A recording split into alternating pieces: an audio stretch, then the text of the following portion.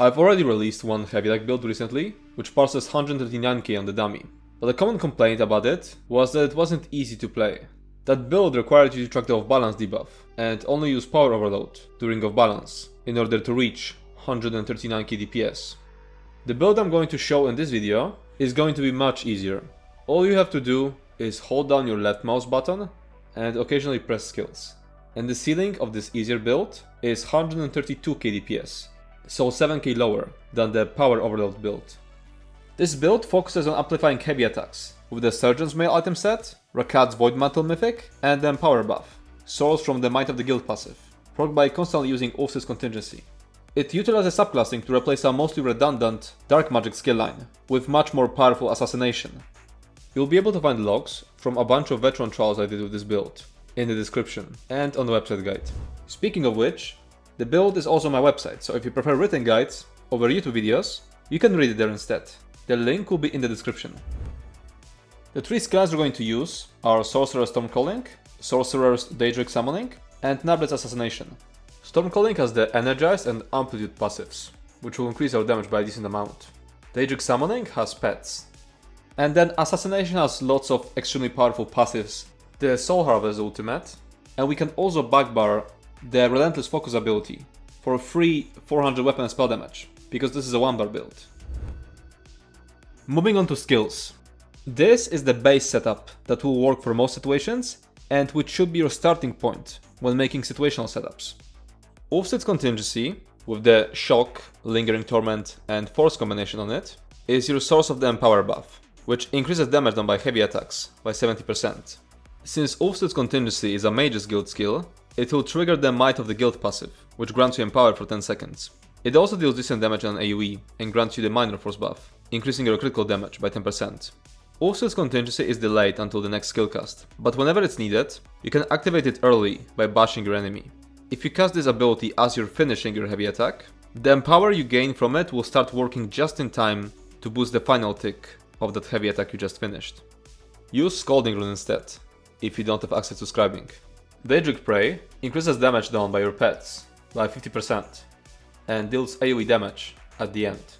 Next we have Summon Volatile Familiar, an ability that summons a pet, which can be reactivated to deal damage and AoE around this pet for 20 seconds. Next we have Summon Twilight Matriarch, an ability that summons a pet, which can also be reactivated to heal 2 friendly targets.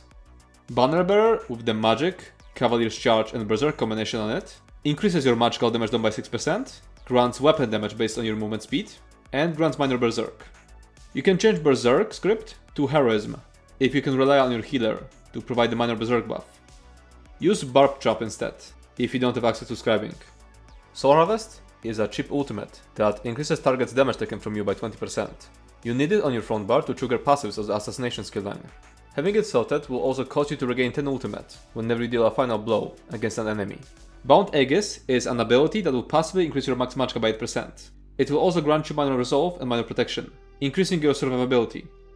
Relentless Focus is an ability that will passively grant you 400 weapon spell damage. Concealed Weapon is an ability that will passively grant us 15% movement speed, which will grant us 90 weapon spell damage, thanks to the Cavalier's Charge script on the Bannerbearer. So that was the base setup, but now I'm gonna show you a bunch of situational skills, which you can use to tailor this base setup to specific fights. Daedric Prey is the first skill that has to go when you need to slot something situational, unless the situational skill specifically says that it's replacing something else. Elemental Blockade is your source of balance, if supports aren't providing it. It requires enemies to be concussed, so you'll have to use Shock Enchant to proc it, or rely on your teammates for that. Next we have Elemental Susceptibility. Use it as your source of major breach, whenever you're assigned to mechanics that separate you from your group, like for example Portal in the Navintas fight, Reef Hearts in the Reef Guardian fight, Bridge in the Teleria fight, etc. Then we have Summon Twilight Tormentor. This morph deals a bit more damage than the Summon Twilight Matriarch morph, but you lose access to the heal. It is an option depending on what you're trying to achieve. Use it if you don't mind sacrificing a backup heal for a bit more damage. Now let me show you a bunch of examples of how your final setup could look after you apply these situational skills to your base setup. This is a setup for dungeons. Nothing changes from the regular setup. This is a setup for 12-man trials. Summon Twilight Matriarch changes to Summon Twilight Tormentor, because it's way less likely you have to use any backup heals. in a group with 2 healers. Keep in mind that Summon Twilight Matriarch is still an option if you need a self-heal. For example, when doing some portal mechanic where you're being separated from the rest of your group, or when you straight up can't rely on your healers. And this is a setup for parsing on the practice dummy, which is basically the same as the trial setup. And Summon Twilight Matriarch changes to Summon Twilight Tormentor, because you will never need to heal yourself when fighting a practice dummy. Now, as for rotation, I don't use a static rotation, so this is just a list of priorities. Simply recast abilities when they run out, and follow the list of priorities when there are multiple things to refresh. Use Ulfsild's Contingency if your Empower is out, or if it's going to run out by the end of the heavy attack you're channeling. Also, make sure to recast it around 3 to 4 seconds before off-balance immunity ends. Use Soul Harvest if it's ready, use Daedric Prey, use Summon Volatile Familiar. If enemy is above 50% HP, use Summon Twilight Tormentor if you're using that morph, and use Ulfsild's Contingency as a filler. Now as for passives. I am now very quickly going through all of the passives you should get on the screen. You can either pause the video or look up this list on the website guide. Now moving on to gear. This is the default setup. So Ansu's Torment, Surgeon's Mail, Rakkhat's Voidmantle Mythic, and One Piece Slamcrow. When choosing different situational sets, you can replace Ansu's Torment. Surgeon's Mail and Rakkhat's Voidmantle are too strong and too crucial for this build to ever be replaced. Ideally, you want your second 5-piece set to be medium weight, but choosing a light set is also an option, if none of your group members are providing any penetration. This is a list of very useful situational sets. Susan's Torment is the best set for trash packs, and for bosses that regularly spawn smaller adds. Highland Sentinel is the strongest set if you're able to stand still in a certain encounter. And then we have Noble Duelist, the best option if you can't rely on your team to provide penetration. Roar of Alkosh is a support set that allows you to provide 6000 penetration for your team, as long as they provide you with at least one synergy every 10 seconds. It's extremely beneficial to have at least one Alkosh user in groups. Now this is a list of alternative gear, which might be easier to obtain, and can be used before you obtain the best gear. Keep in mind that dungeon gear isn't always an upgrade over crafted or overland gear. It's listed in case you already own some of it. Deadly Strike is the strongest set out of these. And one more reminder about gear, remember to replace your Flame enchant with Shock enchant when you want to use Elemental Blockade as your source of balance. Moving on to champion points. In the blue tree you want to use Weapons Expert, which increases light and heavy attack damage by 20%, Deadly Aim, which increases single target damage by 6%, Wrathful Strikes, which increases your weapon and spell damage by 205, and Exploiter, which increases damage against off-balance enemies by 10%. In the red tree, you want to use Balance Vitality, which increases your max health by 1400, Fortified, which increases your armor by 1731, Celerity, which increases your movement speed by 10%, and Rejuvenation, which increases all of your recoveries by 90. Moving on to race. The difference between best and worst race is about 5% of DPS, and there is no content in the entire game that you'd be blocked from completing because of choosing a bad race. With that said, the best races for 12-man content are High Elf and Dark Elf. The best race for 4-man content is Khajiit. Other decent options are Orc and Breton. Moving on to Mundus. Most of the time, you should use the 5th Mundus, which increases your critical chance.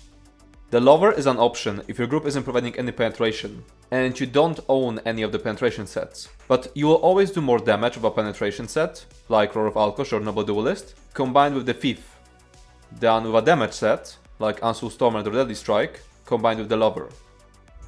As for attributes, it's extremely simple.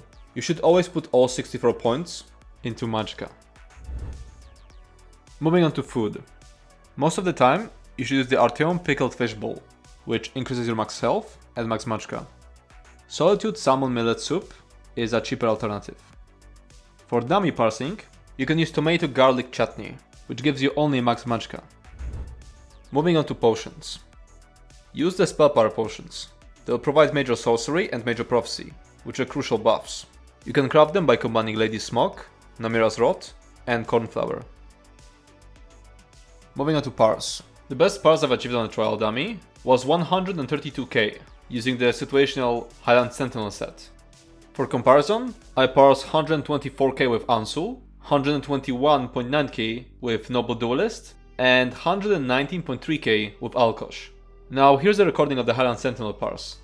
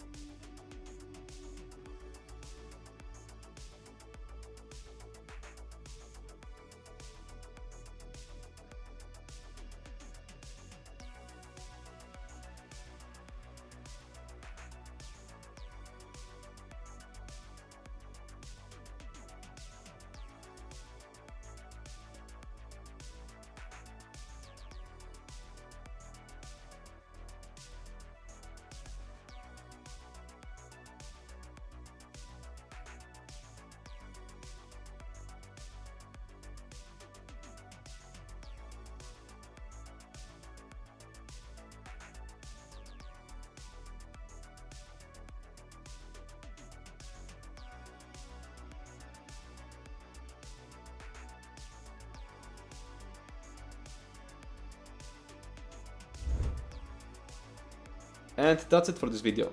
If you have any more questions, you can comment down below or join our Discord server Wildheart. As always, feedback will be appreciated. If you enjoyed this video, make sure to subscribe to my channel and check out my Twitch. Thanks for watching and see you next time.